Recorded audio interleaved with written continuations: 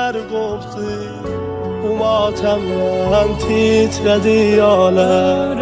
O gün hamı gözləri yaşlı, səninlə bir vidalaşdı.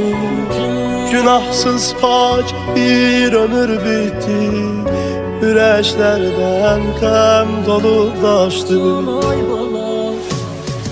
Gidişinlə vurub qəmlərə yara, analar başına saldılar qara.